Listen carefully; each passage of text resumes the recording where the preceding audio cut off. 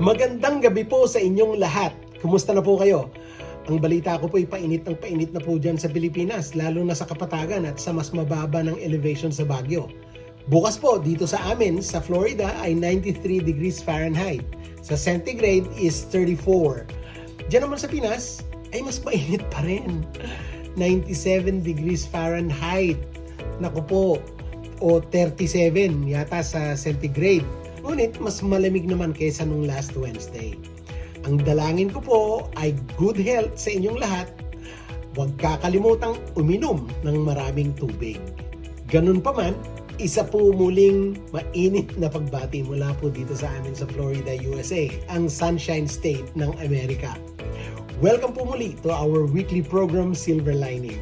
Dito lang sa nag-iisang Christian radio sa Baguio, DWLY 97.5 Cool FM.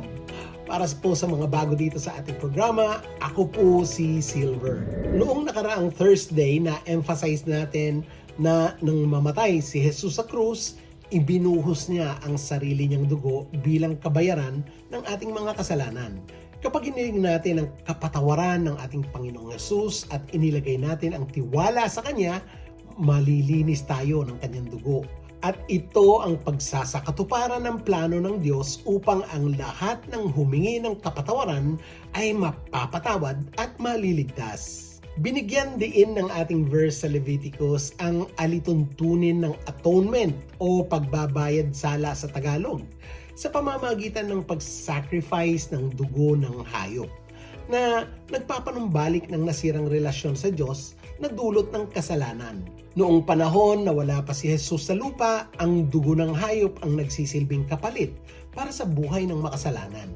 Habang ang Leviticus 17:11 ay tumutukoy sa pagsasakripisyo sa Old Testament, ang pagbibigay diin sa blood atonement ay naglalarawan sa pinakahuling sakripisyo ng ating Panginoong Yesus na ang pagbuhos ng dugo niya sa krus ay nagsisilbing perpekto at huling pagbabayad sala or atonement para sa sangkatauhan. Si Jesus ang nagsisilbing Lamb of God whose sacrifice fulfills and surpasses the sacrificial system of the Old Covenant.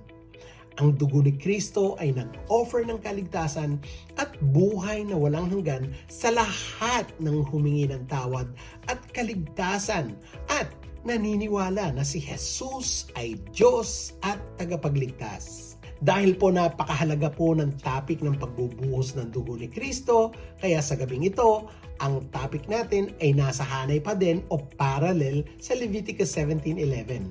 Ito ay ang Hebrews 9:22 na nagsasabing ayon sa kautusan, nililinis sa pamamagitan ng dugo ang halos lahat ng bagay na ginagamit sa pagsamba. At kung walang pagbubuhos ng dugo bilang handog sa Diyos, wala ring kapatawaran ng mga kasalanan. Ang talatang ito ay muling nagpapatunay sa pangangailangan ng sakripisyo ng dugo para sa kapatawaran ng mga kasalanan, na binibigyang diin ang mahalagang papel nito sa proseso ng pagbabayad sala o atonement. Hebrews 9:22 encapsulates a profound truth that reverberates throughout Scripture. Iginiit na kung walang pagtatanak ng dugo, walang kapatawaran ang mga kasalanan. Hinihikayat tayo na isaalang-alang ang gravity ng sin and the cost of redemption. Intindihin ang halaga ng dugo na tumubos sa atin laban sa kasalanan. Ang kasalanan, tulad ng itinuturo sa Biblia, ay naghihiwalay sa atin sa Diyos at may utang na dapat bayaran. The shedding of the blood serves as a symbol of the costliness of sin and the seriousness of its consequences. Jesus, the Lamb of God, offered himself as the sacrifice and spotless sacrifice, shedding his blood on the cross to atone for the sins of the world. His death on the cross represents the ultimate act of love and redemption, providing a way for humanity to be reconciled to God. Habang sumasalamin tayo sa Hebrew 9:22, we are confronted by the truth. It reminds us of the high price that was paid for our salvation and the depth of God's love for us. It challenges us to respond with gratitude and humility, recognizing the privilege of being forgiven at ang responsibilidad na mabuhay ng buhay na karapat-dapat sa sakripisyo na ginawa para sa atin. Also, Hebrews 9:22 applies to the present time sa pamamagitan ng pag-highlight ng patuloy na pangangailangan ng kapatawaran at redemption. Sa ating panahon ngayon, hindi nagbabago ang katotohanan na ang kasalanan ay may mga consequences. Kahit na sa kabila ng mga pagsulong ng teknolohiya, kultura at lipunan, ang sangkatauhan ay patuloy pa ring nakikipaglaban sa mga epekto ng kasalanan. Marami pa ring nasisira ang buhay dahil sa kasalanan. Kitang-kita pa rin ang kawalan ng katarungan o justice at marami ang nawawalay o nahihiwalay sa ating Panginoon. Ang moral at espiritual na mga pakikibaka na kinakaharap natin ay nagsisilbing paalala ng ating pangangailangan para sa kapatawaran at reconciliation sa Panginoon. Tiniyak ng Diyos na sa ating kasalukuyang panahon na ang sakripisyo ng ating Panginoong si Jesucristo ay patuloy na may relevance at epektibo para sa ating kaligtasan. Sa pamamagitan ng kanyang kamatayan at pagkabuhay na muli, si Kristo ay nagbigay ng isang paraan upang tayo ay mapatawad, matubos at maibalik sa tamang relasyon sa ating Diyos Ama. The truth is not limited by time or culture. It transcends all boundaries and applies to all people of every generation.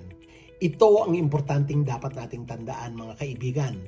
Kung ikaw ay nabubuhay sa kasalukuyan at nagtatanong kung ano ang gagawin, tinawag tayo upang tumugon sa mensahe by embracing the forgiveness and grace offered to us through Jesus Christ. How do we do this? We do this by acknowledging our need for salvation, repenting of our sins, and placing our faith in Jesus as our Lord and Savior. In doing so, we experience the transformative power of God's love and mercy in our lives. Bukod dito, tatanggapin mo ang biyaya ng Diyos. Muling tandaan, we are called to be agents of God's love and reconciliation in a world that is in desperate need of healing and restoration. Sa pamamagitan ng pamumuhay sa mga prinsipyo ng forgiveness, mercy, at love, nagpapatotoo tayo to the transformative power of Christ's sacrifice, at sa pamamagitan nito, we point others to the hope na matatagpuan lamang sa ating Panginoon. Tanggapin natin ang katotohanan na tayo ay makasalanan at yakapin natin ang sakripisyo ng ating Panginoong si Jesucristo, ang pagbuhos niya ng dugo para sa ating kaligtasan at mabuhay ng buhay na sumasalamin ng pagbabago dahil sa kapangyarihan ng pag-ibig at biyaya ng Diyos sa kasalukuyang panahon. Na-convict ba ang puso mo, kaibigan? Paano mo ibabahagi ito sa family, sa kaibigan, at sa buong mundo? Ang pagbabahagi ng Ebanghelyo ng ating Panginoong Jesucristo sa mundo involves both proclamation and demonstration of God's love and truth. Narito ang mga epektibong paraan na maaari nating ibahagi ang mensaheng ito sa pamamagitan ng personal testimony. Ang pagbabahagi ng sarili nating mga karanasan kung paano binago ng ating Panginoong si Jesucristo ang ating buhay at nagdala ng forgiveness and redemption. Kung makikita nila ito sa iyong buhay, this can be a powerful way to connect with others and demonstrate the reality of God's grace. Pangalawa, pangangaral at pagtuturo. Kung tinawag kayo sa pangangaral at pagtuturo, ang pagpapahayag ng mensahe ng kaligtasan sa pamamagitan ng sermon, pag-aaral ng Biblia, at mga evangelism ay nagbibigay ng mga pagkakataon para marinig at tumugon ng mga tao sa Ebanghelyo. Ang pangatlo, sa pamamagitan ng evangelism. Ito ang aktibong pakikipag-usap sa mga hindi naniniwala. Ang pagbabahagi ng mabuting balita ni Jesucristo at anyayahan silang tumugon sa alok ng kaligtasan. Pang-apat, ang pagpapakita ng compassion or compassionate outreach. Ang pagpapakita ng pag-ibig ng Diyos sa pamamagitan ng paglilingkod, pakikiramay at pag-aalaga sa mga nangangailangan. Ang mga ito ay nakatutugon sa mga praktikal na pangangailangan at nagbubukas din ng mga puso ng mga tao upang matanggap ang mensahe ng kaligtasan.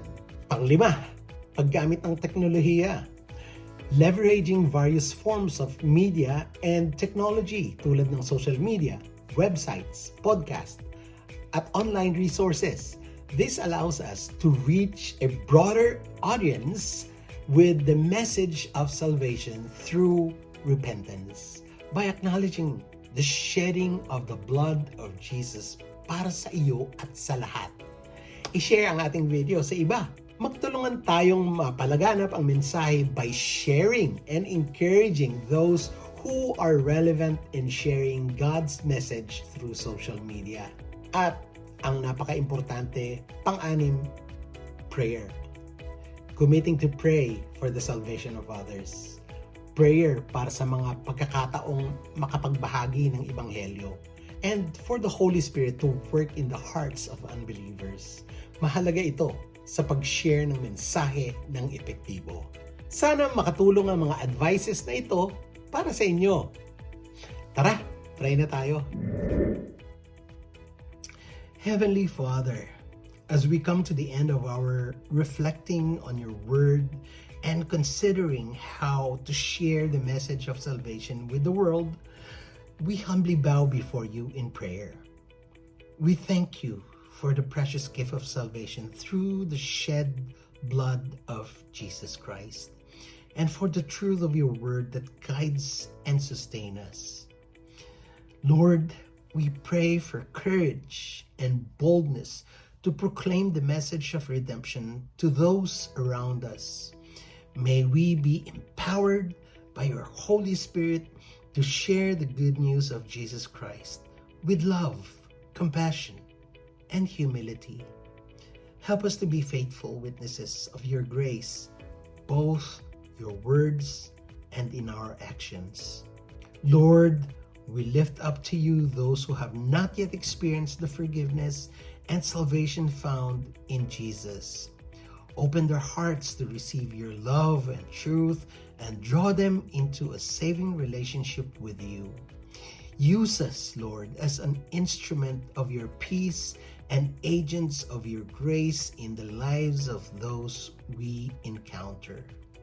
Father, we commit our efforts to you, trusting in your sovereign will and perfect timing. May your kingdom come and your will be done on earth as it is in heaven. We offer this prayer in the name of our Lord and Savior, Jesus Christ. Amen. Sana ay nakapagbigay po ang ating episode ngayon ng karunungan at kaliwanagan upang maging mas malinaw ang ating pangunawa at gabay sa direksyon ng ating paglalakbay sa buhay sa kasalukuyan. Abangan ang ating mga bago pang weekly devotional. Kung meron po kayong mga prayer request or encouragement, i-private message nyo lang po ako. Kung gusto nyo pong i-like o i-share ang ating episode, nasa FB page at mga social media accounts po ng Cool FM.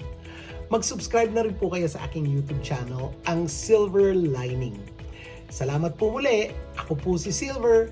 Sa pahintulot po ng ating Diyos na nagbibigay liwanag, karunungan at pangunawa, nandito muli ako next week. Bye and God bless you all.